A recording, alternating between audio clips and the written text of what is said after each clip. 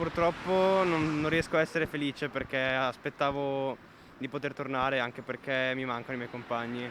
Perché, ok, ci vediamo, ci chiamiamo, ci sentiamo con la chat, ma non è la stessa sensazione di poterli vedere, toccare, anche solo col gomito, perché mi manca questa cosa. Edoardo ha 17 anni e frequenta lo scientifico a Treviso davanti la prospettiva di quasi un mese di didattica a distanza. Così molti suoi coetanei, consapevoli del rischio, ma stanchi della nuova routine imposta dal virus. È molto triste. Certo che vogliamo tornare in classe, vogliamo avere contatto con i nostri professori e anche con i nostri compagni, perché abbiamo 18 anni e non ce li avremo altre occasioni di vivere la comunità, la scuola come la stiamo vivendo adesso. L'altra categoria è quella degli studenti universitari. Anche per noi è la medesima cosa, dobbiamo adattarci alle lezioni online, agli esami online.